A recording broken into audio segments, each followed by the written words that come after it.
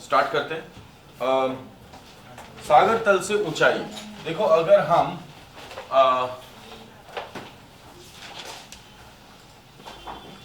जलवायु को प्रभावित करने वाले कारकों की बात करें तो सबसे पहले होता है उसमें सूर्यातप यानी इंसुलेशन। सूर्य का जो प्रकाश है वो सबसे पहला फैक्टर होता है। दूसरा फैक्टर होता है अक्षांश।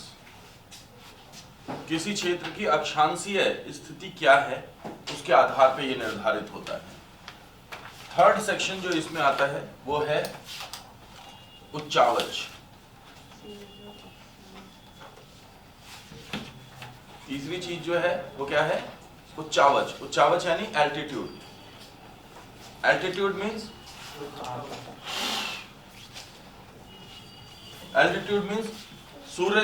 सागर तल से ऊंचाई। किसी भी जगह की जो ऊंचाई है वो सागर के तल से ही मापी जाती है, तो इस आधार पे देखा जाता है। फोर्थ फैक्शन में आता है वो जो जगह है वो सागर से यानी कि जल से कितनी दूर है। तो तट से दूरी, वहां पे जो तटीय क्षेत्र है उससे कितनी दूरी है। और फिफ्थ जो जेन्युइन फैक्टर बनता है वो है वर्षण। इस तरीके से ये पांच जो हैं ये मूल कारकों के रूप में आप देख सकते हैं इन्हें कि ये जलवायु को प्रभावित करने वाले कारक हैं। हम जब बात कर रहे हैं सागर तल से ऊंचाई की, तो ये जो मैप है ये दर्शाता है कि जो क्षेत्र जितने ज्यादा रेड होंगे वो सागर तल से उतना ऊपर है, और जो जितना ग्रीन होगा वो सागर तल के उतना ही बराबर है। तो यानी कि जो ग्रीन एरिया है वो है मैदान, जो येलो या ऑरेंज कलर है वो हो गया पठारी क्षेत्र या पर्वतीय क्षेत्र, या तो पठारी क्षेत्र या पर्वतीय क्षेत्र। तो ये हो गया डेक्कन ट्रैप यानी दक्षिण का पठार, दक्कन का पठार। ये हो गया, अगर इस रीजन की बात करें तो ये हो गया सह्याद्री यानी कि पश्चिमी घाट। ये हो गया दक्कन ट्रैप, दक्कन का पठार। ये जो क्षेत्र आप देख रहे हैं ये पूरा हो गया पूर्वी घाट। ये हो गया छोटा नागपुर, ये हो गया मालवा और अरावली। राइट। तो अब ये इस मैप से आपको ये अंदाजा हो जाएगा कि कौन कौन से क्षेत्रों में मैदानी क्षेत्र है, कहां पे पठारी क्षेत्र है, कहां पे खेती हो पाती है और कहां पे खेती नहीं हो पाती। जैसे कि ये जितना भी ग्रीन एरिया है इसमें ज्यादातर में क्या मिलती है? जलोढ़ मिट्टी मिलती है। भाई ये हो गया यूपी, राइट। ये हो गया बिहार का क्षेत्र, ये हो गया पूरा पश्चिम बंगाल, ये असम वाला रीजन हो गया ब्रह्मपुत्र के आसपास जहां पे ब्रह्मपुत्र से लाई हुई मिट्टी जमा होती है। ये हो गए जहां पे कि ये महानदी गिरती है, ये गोदावरी, ये कृष्णा, यहाँ कावेरी, ये पेन्नार और नीचे वैगाई। राइट। तो ये देखो ये पूरा जो क्षेत्र है ये कैसा है? ग्रीन है, क्योंकि पूर्वी घाट पे, ध्यान से समझिएगा, पूर्वी घाट पे, पूर्वी तट पे, पूर्वी घाट के पूर्वी तट पे जलोढ़ मिट्टी पाई जाती है। और यहां गिरने वाली ज्यादातर नदियां डेल्टा बनाती हैं। क्या बनाती हैं? डेल्टा बनाती हैं, क्योंकि वो जो मिट्टी लेकर के आती हैं वो मिट्टी वहां पे जमा हो जाती है। क्यों जमा हो जाती है? क्योंकि अगर आप कहीं जा रहे हैं और बहुत भारी बैग लेकर के जा रहे हैं तो आपकी रफ्तार धीमी होगी, और आप कहीं जा रहे हैं बैग हल्का है तो रफ्तार तेज होगी। जो मैदानों में बहती है नदी वो मैदानी हिस्से को काटती है कंटिन्यूअसली, तो जो मिट्टी होती है उसको वो कैरी करती है। तो इस मिट्टी की वजह से पानी की रफ्तार धीमी होती है। तो जब नदी तट पे मिलती है तो वो धीमी रफ्तार की वजह से वो मिट्टी वहां पे जमा हो जाती है। अगर कंपैरिजन करें इसका नर्मदा और ताप्ती से, तो नर्मदा और ताप्ती विंध्याचल और सतपुड़ा की पहाड़ियों के बीच में से बहती है। पहाड़ी मिट्टी को काटना मुश्किल होता है, इसलिए नदी जो होती है वो रिफ्ट घाटी बनाती है। भाई रिफ्ट घाटी क्या होती है? जब पर्वतों का निर्माण ब्लॉक माउंटेन के रूप में होता है, भ्रंशोत पर्वत के रूप में, तो उनके बीच में रिफ्ट वैली बनती है, जिसका आकार साधारणतः वी आकार का होता है। और जब ये आगे बढ़ती है नदियां यहां पे, तो कटाव नहीं कर पाती मिट्टी का, इसलिए नदियों की रफ्तार बहुत तेज होती है। इसलिए जब वो मिलती है यहां पे तट पे, तो वो तट को पूरे तरीके से तेज रफ्तार के कारण काट के रख देती हैं। यहां पे क्या हो रहा है? ये नदियां मिट्टी को जमा कर देती हैं, मैदानी क्षेत्र से बह रही हैं। यहां क्या हो रहा है?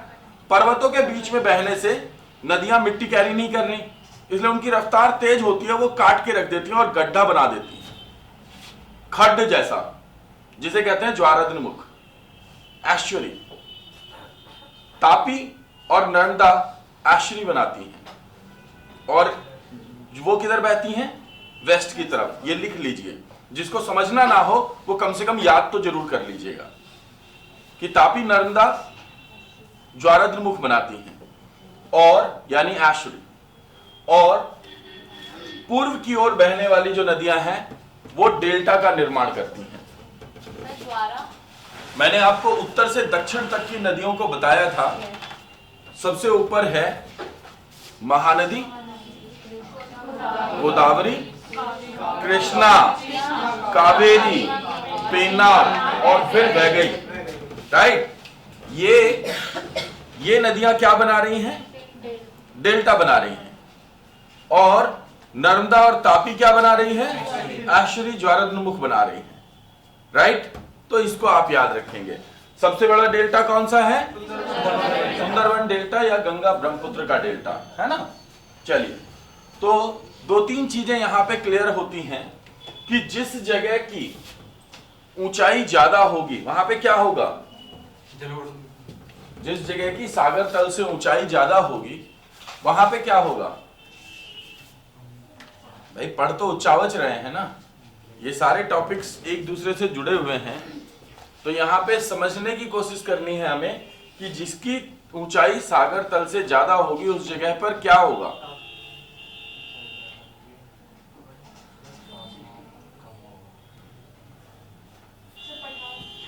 या तो पठार होगा या पर्वत होगा। और जहां पठार या पर्वत होगा वहां पे क्या होगा? वहां पे खेती कम होगी, लोग कम रहेंगे। जहां पे मैदान है वहां खेती ज्यादा होगी, लोग ज्यादा रहेंगे। यानी कि मैदानी क्षेत्रों में जनसंख्या का प्रतिशत, अगर कोई कहे अब कि जनसंख्या घनत्व कहां का ज्यादा होगा, यूपी का या एमपी का? ठीक है ना? तो ये आपने अंदाजा कैसे लगाया? क्योंकि वहां पे मैदान है, खेती है, और मध्य प्रदेश में पठार है, खेती कम है, लोग कम होंगे। क्योंकि पठारों में और पर्वतों में लोग कम रहते हैं, मैदानों में लोग ज्यादा रहते हैं। ये जो अंदाजे हैं ये इसी समझ से लगाए जाते हैं कि कहां पे किस तरीके की जलवायु है, किस तरीके की वहां पे कैसा स्थान पाया जाता है, और वहां पे उसका पूरा का पूरा जो हमारी जो इकोनॉमिक एक्टिविटीज है उसमें क्या योगदान है। जैसे छोटा नागपुर का पठार, क्या योगदान है छोटा नागपुर के पठार का? इसका कलर रेड ही क्यों यूज किया जा रहा है? क्योंकि रेड या ऑरेंज कलर डिनोट करता है मिनरल्स को, खनिजों को, और ग्रीन कलर जो दिखाता है वो दिखाता है वेजिटेशन को। तो जहां पे ग्रीन कलर है वहां वेजिटेशन ज्यादा है, और जहां रेड शेड है वहां पे खनिज ज्यादा है। ठीक है ना? और उन क्षेत्रों में फिर खेती के कम चांसेस हैं, लेकिन वो उद्योगों के लिए महत्वपूर्ण है। औद्योगिक भारत का हृदय किसे कहा जाता है? औद्योगिक भारत का हृदय छोटा नागपुर को कहा जाता है। इसे और भी एक नाम से जाना जाता है, रूर ऑफ इंडिया, भारत का रूर। रूर कहां पे है? रूर वैली कहां पे है? जर्मनी में। Known for coal and iron, कोयले के लिए और लोहे के लिए जानी जाती है। भारत में कोयले और लोहे के लिए क्या जानी जाती है? छोटा नागपुर का पठार जाना जाता है। ठीक है जी, तो छोटा नागपुर का पठार जो है वो इसीलिए जाना जाता है। अब आगे बढ़ते हैं और जलवायु को प्रभावित करने के अलावा दूसरी चीजों की बात करते हैं। हम बात कर रहे हैं उच्चावच की, पर्वत चोटियों की। पर्वत चोटियों पे तापमान कैसा होगा? ज्यादा होगा या कम होगा? क्यों कम क्यों होगा?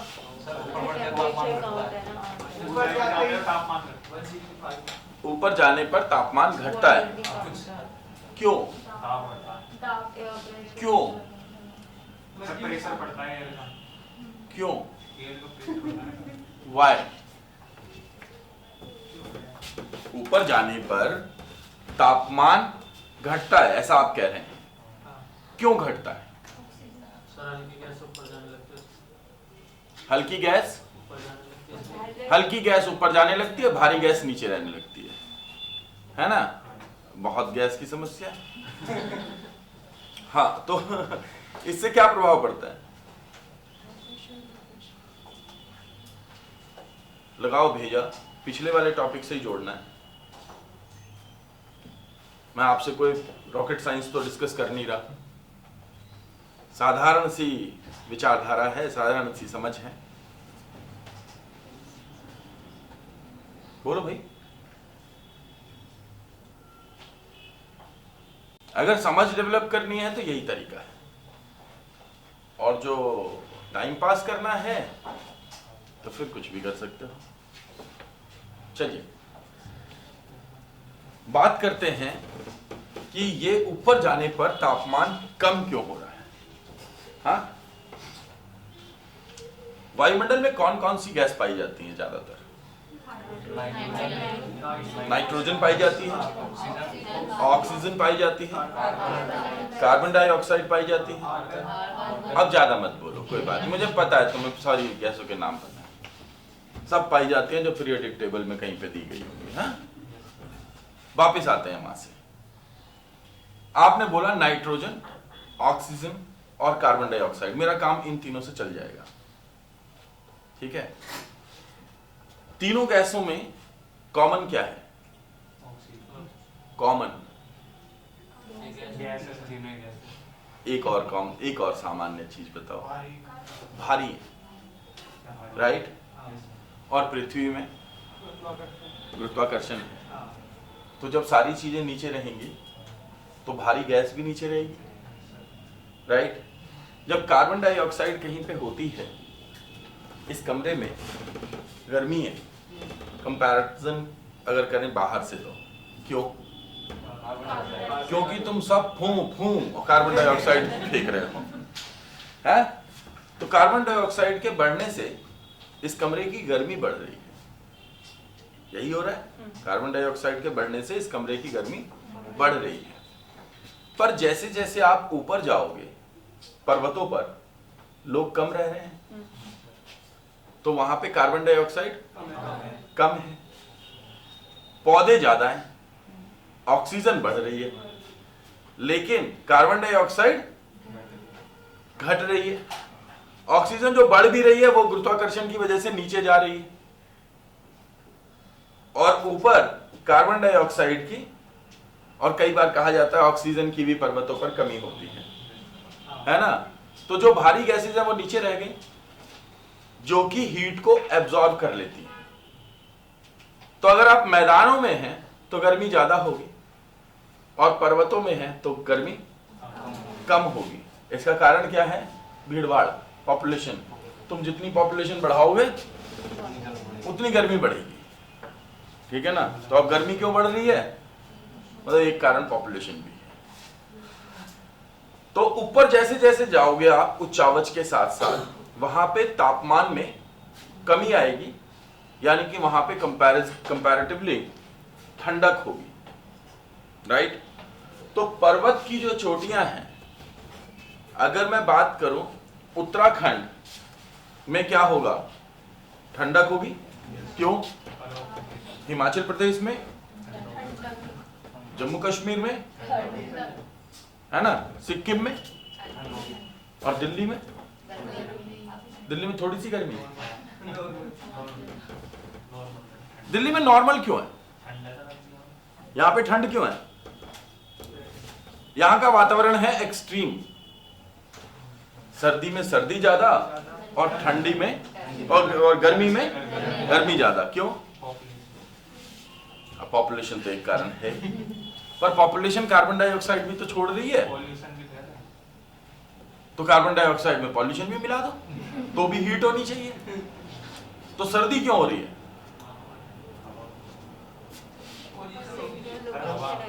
क्योंकि पोजीशन क्या है? पर्वतों के किनारे। पर्वतों के किनारे। तो जो पर्वत से उतरने वाली ठंड है वो सीधा प्रभावित करती है इस क्षेत्र को। और ये किसी सागर तट के किनारे तो है नहीं। एक नाला जरूर बहता है दिल्ली से, मतलब नदी जरूर बहती है, यमुना, है ना? तो नहीं, सॉरी टू से, वो हम लोग थोड़ा ज्यादा नजदीक हैं तो देखने के बाद पता चल जाता है कि वो क्या है ना? तो ये जो दिल्ली का जो पोजीशन है वो अगर मुंबई जैसी होती तो क्या होता? मुंबई जैसी होती तो क्या होता? मॉडरेट होता। क्यों होता? क्योंकि तट से दूरी। क्योंकि तट से दूरी। तो दिन में हवाएं सागर से जमीन की तरफ और रात में हवाएं जमीन से सागर की तरफ। कारण जल की ऊष्माधारिता उच्च होती है, जो हमने प्रीवियसली थोड़ा बहुत डिस्कस किया था। अब यहां पे चेन्नई की स्थिति में भी वही प्रभाव पड़ेगा जो कि मुंबई की स्थिति पे है। थोड़ा डिफरेंट होगा। क्यों? क्योंकि मुंबई थोड़ा ऊपर है और चेन्नई थोड़ा नीचे है। किसके मुकाबले में? ये कर्क रेखा है ना? और सूर्य का जो प्रकाश है वो इक्वेटर और कर्क रेखा के बीच में होगा। तो जिन क्षेत्रों में सूर्य का प्रकाश बिल्कुल नहीं पड़ रहा वहां पे ठंडक होगी। बिल्कुल नहीं पड़ रहा मतलब ये नहीं कि पड़ ही नहीं रहा, सीधा नहीं पड़ रहा।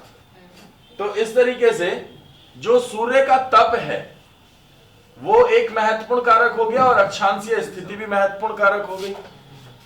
उच्चावच महत्वपूर्ण कारक हो गया, यानी ऊंचाई के साथ तापमान में कमी आएगी। ऊंचाई के साथ तापमान में कमी आएगी, मान जाओ भाई, है ना? और तट से दूरी, जो तट के पास होंगे वहां पे मॉडरेट क्लाइमेट होने के चांसेस हैं, और जो तट से दूर होंगे वहां पे एक्सट्रीम क्लाइमेट होने के चांसेस हैं। और वर्षा यानी वर्षा। अब मौसिन राम जैसी जगह की बात करो तो वहां पे तो जलवायु का को मुख्य प्रभावित करने वाला कारण ही वर्षण है ना?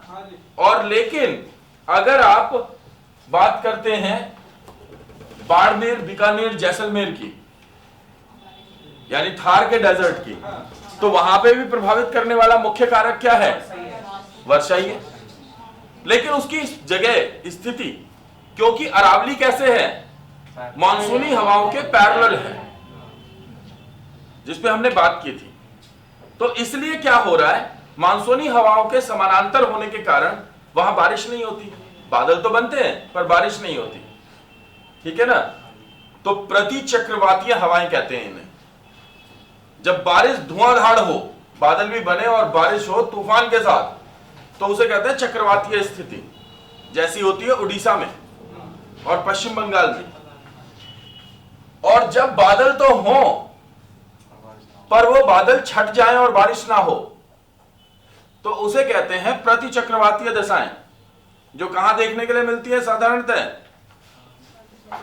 थार के डेजर्ट में। हाँ, राजस्थान नहीं, राजस्थान के 3-4 जिले हैं जिनमें कि रेगिस्तान है, बाकी सब तो हरा भरा है। पानी की तो कमी है हमारे भी। अंदाजा लगता है, ऐसा लगता है कि वहां पे पानी की कमी है, कहीं पानी की कमी नहीं, ठीक बरस रहा है राम जी। ग्राउंड वाटर नीचे है, क्योंकि उसका कारण क्या है? देखो ये है मध्य प्रदेश भाई, ये देखो ये है मध्य प्रदेश। अब मध्य प्रदेश का उच्चावच ज्यादा है, मध्य भूमि कहा जाता था, ऊंचा है, पठार का निर्माण हुआ है। ये हो गया गुजरात। तो ये वाला जो रीजन है, इस रीजन में कोई मुख्य नदी नहीं है, छोटी छोटी नदियां मानसून से निर्मित हो जाती हैं। अरावली के कारण कुछ नदियां हैं, जैसे लूनी, कच्छ, मझ, है ना, स्पेन, ये नदियां हैं, पर बहुत ज्यादा नदियां नहीं हैं यहाँ पे। इसके बाद के क्षेत्र में नदियां चालू होती हैं, जहां पे कि गुजरात में आपको साबरमती और माही दिखेंगी, है ना। फिर यहां से चंबल, बेतवा और माता टीला, और फिर दूसरी नदियां आपको इस क्षेत्र में दिखेंगी। लेकिन ये वाला जो क्षेत्र है, इसमें नदियां नहीं है, और उसका कारण भी अरावली का पैरेलल होना ही है। इसलिए ये ग्राउंड लेवल वाटर जो है यहाँ पे वो कम है। अदरवाइज बारिश तो ठीक ठाक ही होती है। जयपुर में तो हर बार बाढ़ आ जाती है, हर साल ही किसी ना किसी क्षेत्र में, है ना। और राजस्थान में अच्छी खासी खेती होती है, अलवर में, जयपुर में बढ़िया खेती होती है, कोई प्रॉब्लम नहीं है। पर हाँ, भरतपुर में बिल्कुल, भरतपुर तो खैर बाई चांस की बात है कि राजस्थान के पास है, वरना भरतपुर तो उत्तर प्रदेश की जो कल्चर है वही चलती है। हाँ, तो मथुरा और वो दोनों टच में है, साइकिल से लोग चले जाते हैं भरतपुर। हाँ, मतलब थोड़ा बिल्कुल नजदीक में ही है। आप जैसे गोवर्धन जाओगे तो गोवर्धन की जहाँ पे आप परिक्रमा करते हैं उससे पास में ही है भरतपुर की श्रीनगर, तो इतना ज्यादा दूर नहीं पड़ता है। तो वहां पे तो अच्छा खासा, और जब आप केवला देव जाएंगे जो भरतपुर में घाना सेंचुरी है, उसमें देखिए जंगल ही जंगल है। अलवर में सरिस्का में जाएंगे तो जंगल ही जंगल है, आपको काफी कुछ मतलब ग्रीनरी है। तो ऐसा ये गलत मानना है कि राजस्थान का मतलब है कि रेगिस्तान। हाँ, राजस्थान का मतलब रेगिस्तान नहीं है। राजस्थान में भारत का सबसे बड़ा डेजर्ट है, जो मुख्य रूप से 3 डिस्ट्रिक्ट्स में है, बाड़मेर, जैसलमेर, बीकानेर। ये 3 डिस्ट्रिक्ट हैं जिसमें कि प्रॉपर डेजर्ट है। बाकी काफी जगहों पे डेजर्टिफिकेशन है, क्योंकि सागर तल से दूर हैं आप, इसलिए ग्राउंड लेवल वाटर नीचे है। दूसरा, जैसे हम पास में हैं हिमाचल के और उत्तराखंड के, अगर दिल्ली में अगर देखा जाए तो वहां पे अगर स्नोफॉल हो रहा है तो उसका प्रभाव दिल्ली में ठंडी हवाओं के रूप में होता है। सिमिलरली, अगर थार के डेजर्ट में अगर हवाएं चल रही हैं तो वो गर्म हवाएं आसपास के राजस्थान के क्षेत्रों को भी प्रभावित करती हैं उसी रूप में। खैर, ये तो प्रभाव है। 5 कारक बताए मैंने आपको जलवायु को प्रभावित करने वाले, और इनको अगर आप समझते हैं जोड़ करके, अभी मैंने आपसे डेटा पे डिस्कशन नहीं किया है इसको लेकर के, क्योंकि एक समझ बनानी जरूरी है जिसको कि आप समझ लें। तो अगर हम उच्चावच की बात करें तो हमने बात की थी हिमालय की। हिमालय को और किस नाम से जाना जाता है? नवीन वलित पर्वत, न्यू फोल्डिंग माउंटेन, है ना। तो दुनिया के सबसे नए फोल्डिंग माउंटेन में से एक है हिमालयाज। कब निर्माण हुआ इसका?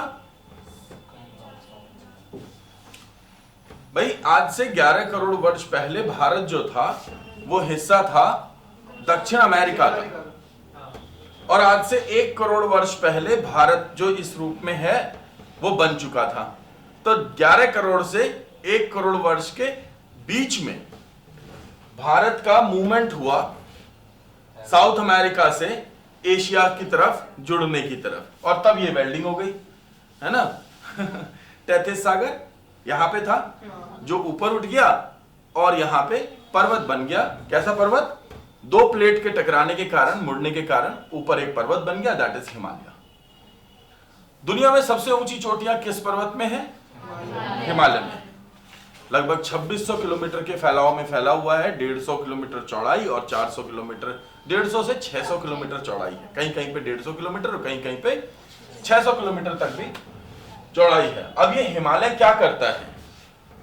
हमारे लिए हिमालय का क्या रोल है? 2 रोल है। एक, हिमालय से नदियां आ रही हैं मुख्य रूप से। दूसरा, दूसरी तरफ से यानी उत्तर से जो ठंडी हवाएं आती हैं, ये उनसे हमारी रक्षा कर लेता है, ठीक है ना। बाकी अब कोई कहे कि भाई चाइना से रक्षा कर रहा है या किसी से रक्षा कर रहा है, तो वो पुराने एनसीईआरटी का हिस्सा है। अब चाइना को हिमालय ना रोक रहा, ठीक है ना, क्योंकि वो तो पुराना टाइम था जिस वक्त में मिसाइल कार्यक्रम शुरुआत हुए थे।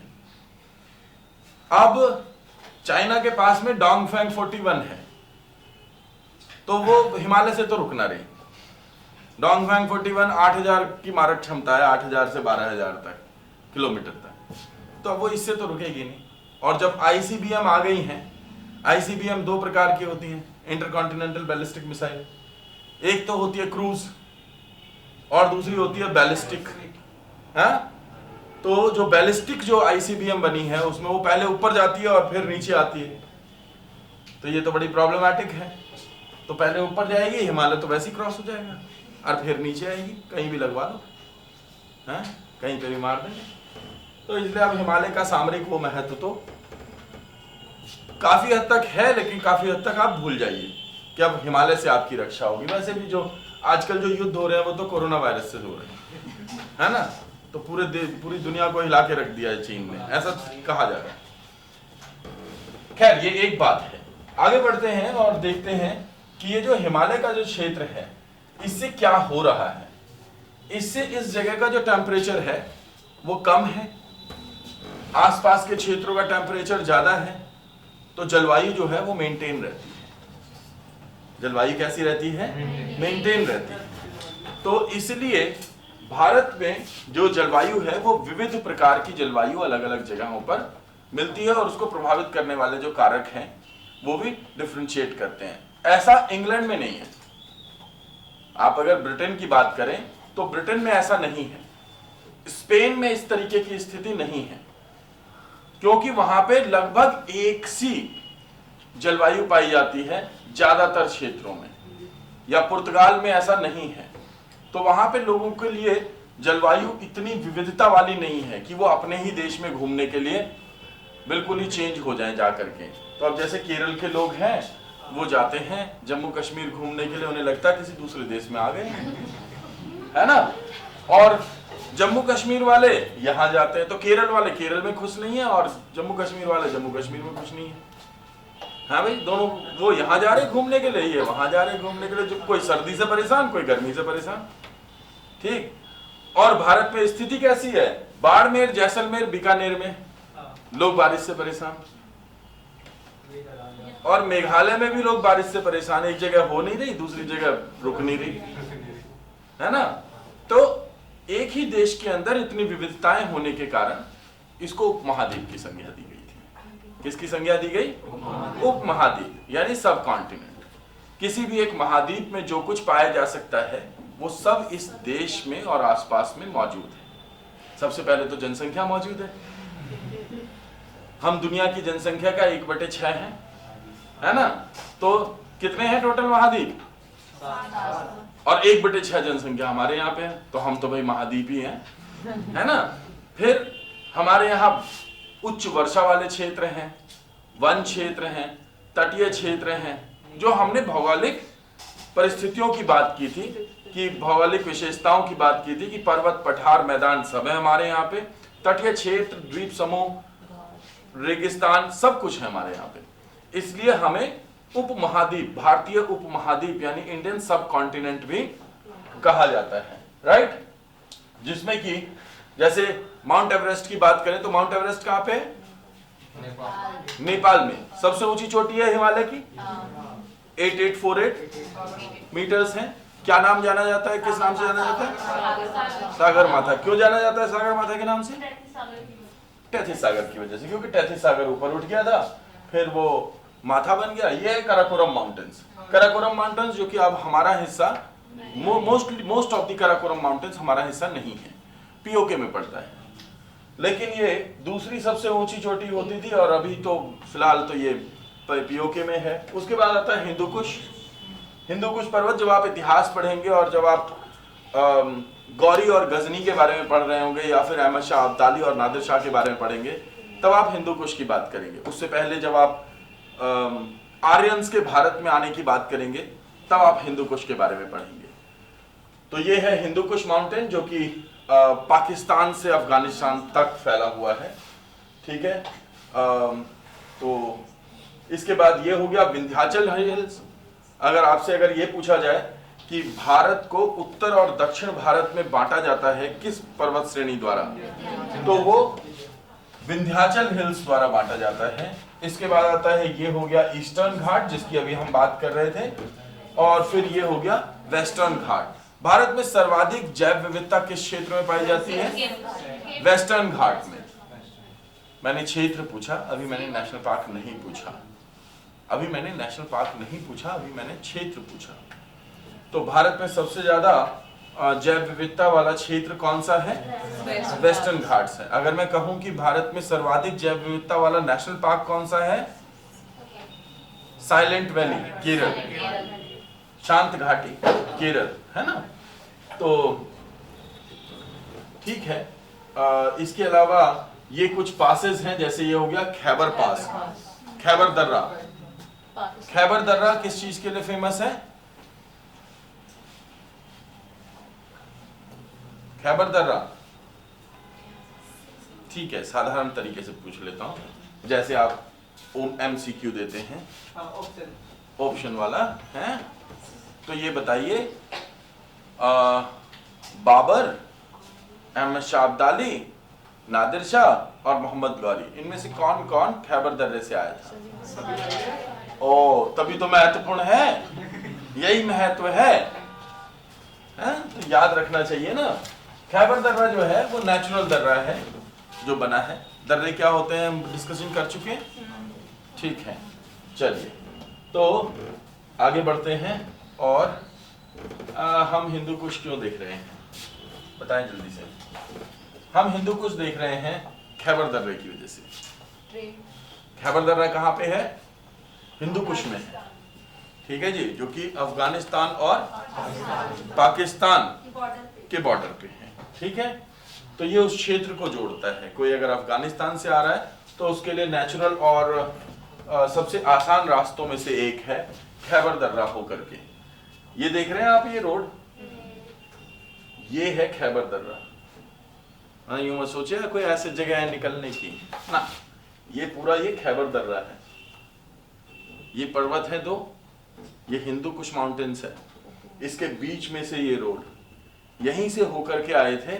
यहाँ पे बहुत सारी फिल्में बन चुकी हैं, और यहीं से होकर के आए थे ये सारे जो आक्रांता थे, जो अफगानिस्तान, तुर्किस्तान या टर्की जिसे आप देख रहे हैं, या उसके आसपास के क्षेत्रों से जितने भी लोग भारत में आए, वो सब इसी क्षेत्र से होकर के आए थे, ठीक है। तो ये भारत में एंटर होने का मार्ग होता था उस वक्त में, राइट।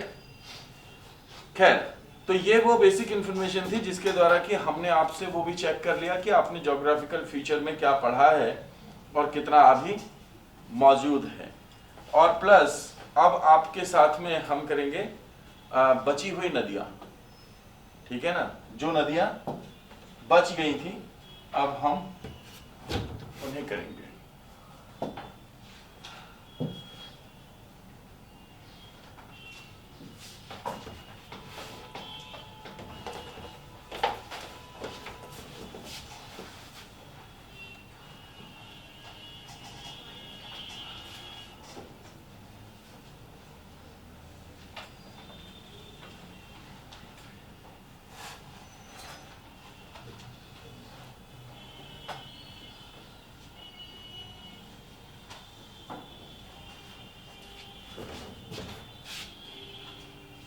थोड़ा सा तिरछा बन गया है, बट हम काम चला लेंगे इससे, ठीक है ना।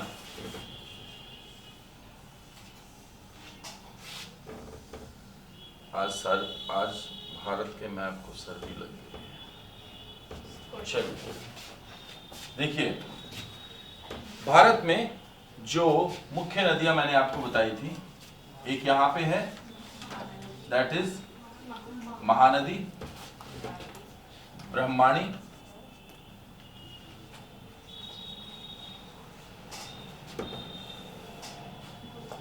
गोदावरी,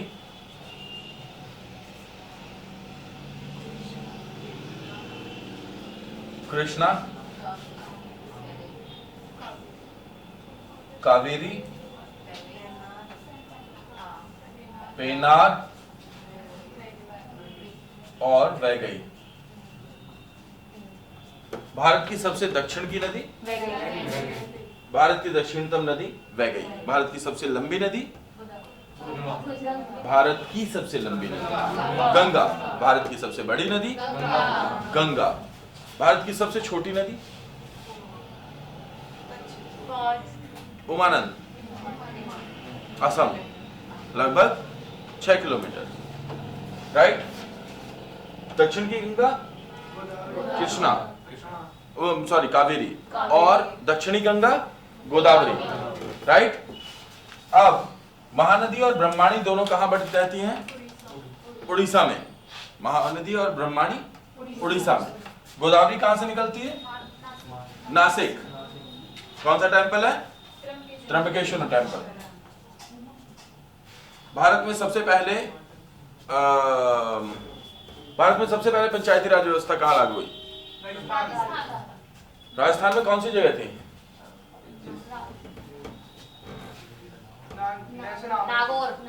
नागौर, राजस्थान। वर्ष कौन सा था? 2 अक्टूबर 1959। वाह, तुमने बहुत बढ़िया काम किया है पिछले 8-9 महीने में तो। हाँ, याददाश्त तुम्हारी अच्छी दिख रही है मुझे तो अब ये बताओ, अगर राजस्थान ऑप्शन ना दिया हुआ हो, दूसरा कौन सा क्षेत्र था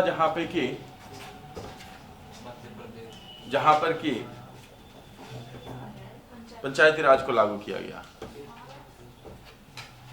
राजमुंद्री कौन सी नदी के किनारे पर है? गोदावरी के किनारे पर है। Rajahmundry is on the bank of river Godavari, ठीक है जी। कृष्णा, 2 परियोजनाएं कृष्णा पे। वैसे मैंने अभी जायकवाड़ी परियोजना या मैटूर बांध की बात नहीं की है, क्योंकि फिर वो फैल जाएगा काम। पहले हम इन नदियों के बारे में कुछ मुख्य चीजें करते हैं, फिर बात करेंगे। तो उसके बाद आता है कृष्णा। कृष्णा को लेकर के भी विवाद है, कृष्णा गोदावरी रीजन को लेकर के भी विवाद है, और कावेरी को लेकर के भी विवाद है। इनमें से जो सबसे ज्यादा पूछा जाता है वो है कावेरी विवाद। कौन सा विवाद पूछा जाता है? कावेरी विवाद। तो कावेरी विवाद किन क्षेत्रों के बीच में है? एक तरफ कर्नाटक और दूसरी तरफ। कावेरी कहां से निकलती है?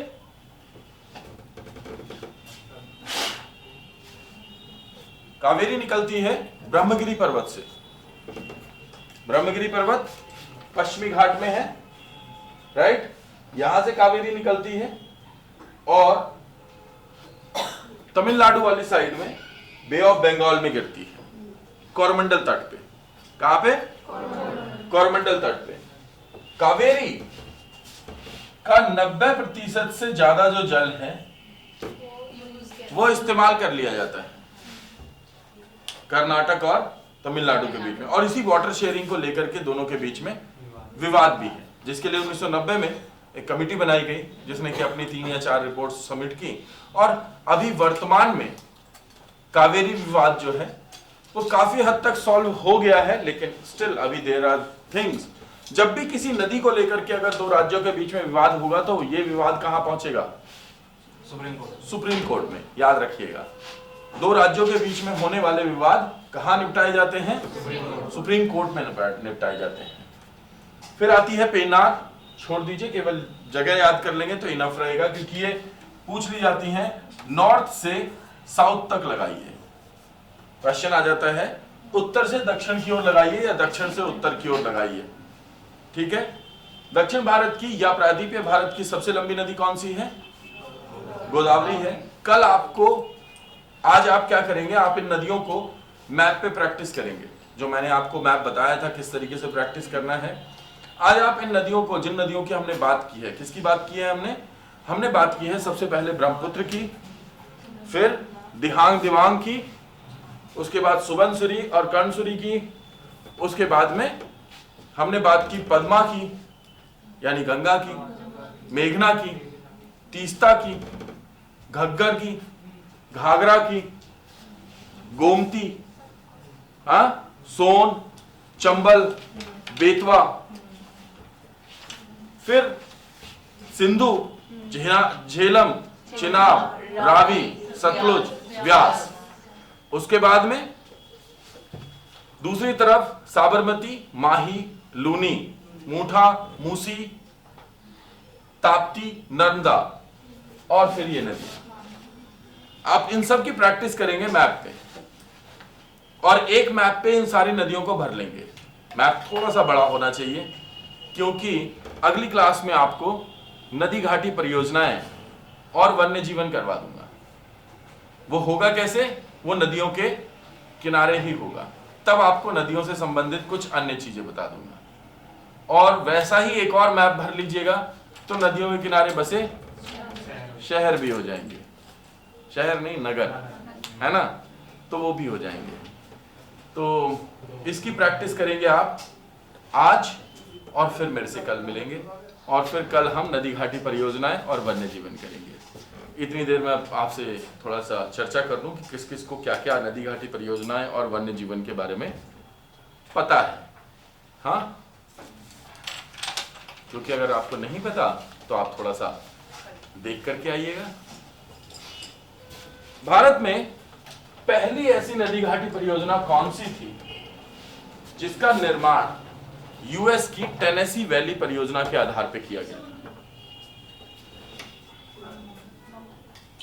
शिव समुद्रम भारत की पहली नदी घाटी परियोजना थी, ये सही बात है। 1902 में बनी थी, कावेरी नदी पर थी।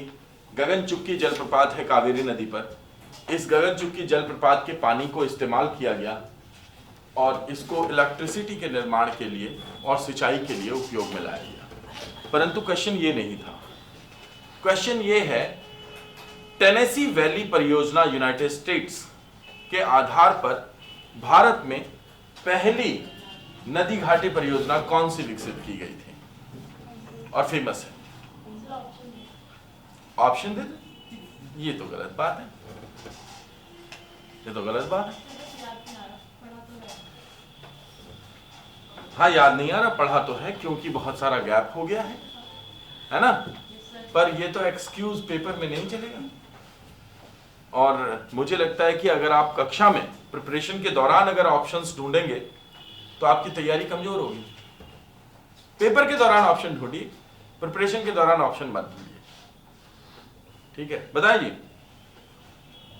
1952 में दामोदर वैली कॉर्पोरेशन का गठन हुआ और दामोदर परियोजना हुई। अच्छा साउंड आ रहा था, ठीक है, कोई बात नहीं। तो दामोदर वैली कॉर्पोरेशन डीवीसी का गठन हुआ और दामोदर प्रोजेक्ट चला। ये परियोजना किस पे है? टेनेसी वैली परियोजना के आधार पर निर्मित है। भारत में आजादी के बाद सबसे पहला बांध कौन सा बनाया गया था?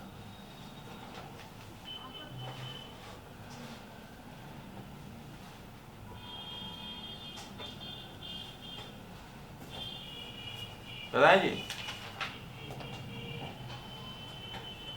ये सब पढ़ के आना है आपको कल। फरक्का, ये सबसे पहला डैम था जिसको विकसित किया गया था भारत की आजादी के बाद में। हाँ,